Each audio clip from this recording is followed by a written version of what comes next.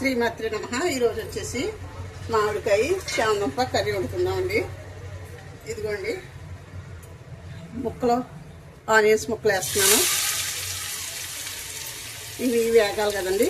వేగిన తర్వాత మనం మామిడికాయ ముక్కలు, చామదుంపలు కూడా వేసుకుందామండి. ఇదిగోండి 4 పచ్చిమిర్చి కూడా కట్ చేసి పెట్టుకున్నాను. పచ్చిమిర్చి కూడా వేస్తున్నాను.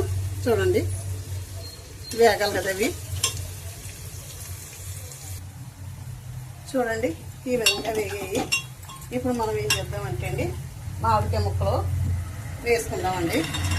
మామిడికాయ ముక్కలు కూడా వేసేసాను. అల్లం వెల్లుల్లి పేస్ట్ కూడా 1 స్పూన్ వేసుకుందాము. మామిడికాయ ముక్కలు కొంచెం మగ్గితే మనకి 1 నిమిషం మూత పెట్టుకుందామండి. బాగా మగ్గుతాయి. కొంచెం ఉప్పు కూడా వేసేసుకుందాము. సరిపడా ఉప్పు వేస్తున్నానండి. మామిడికాయ కదా, కొంచెం ఉప్పు ఎక్కువ పడుతుంది, చూసుకుని వేసుకుందాము.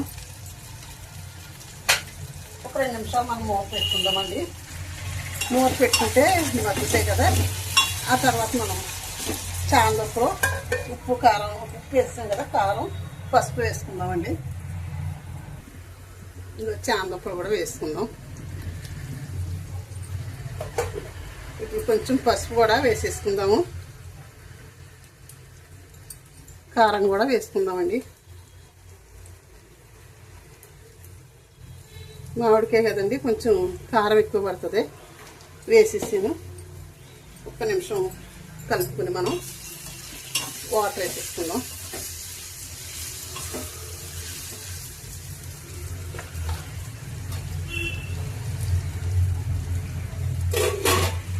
ఇదిగోండి వాటర్ వేసేస్తున్నాము. చామదుంప మామిడికాయ చాలా టేస్టీగా ఉంటుందండి. మూత పెట్టుకుందాము. తొందరగానే ఉడికిపోద్దండి మామిడికాయ.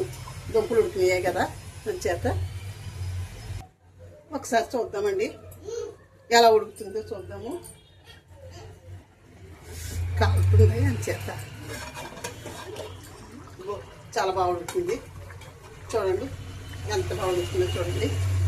ఉప్పు కూడా చూసాను, చాలా బాగుందండి. ఉప్పు అయితేనే సరిపోయింది. ఇంకా కొంచెం లాగాలండి. కొంచెం ఉడికితే సరిపోద్ది. 2 నిమిషాలు మనం మూత పెట్టుకున్నాము.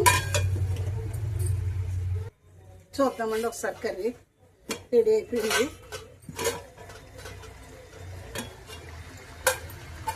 చూడండి దగ్గరికి వచ్చేసింది కదా. కర్రీ రెడీ అయిపోయింది. చాలా సూపర్ ఉందండి కర్రీ అయితేనే. చాలా బాగా వచ్చింది. కట్టేస్తున్నాను. ఇందులో తీసేసుకుందామండి. ఇందులోకి బౌల్లో తీసుకుంటాను. ఎంత బాగా వచ్చింది చూడండి. చామదుంప మామిడికాయ కర్రీ సూపర్ వచ్చిందండి. చూసి నచ్చితే లైక్ చేయండి, షేర్ చేయండి, సబ్స్క్రైబ్ చేయండి. ఉంటానండి. శ్రీమాత్రి నమః. శ్రీమాత్రి నమః. శ్రీమాత్రి నమః.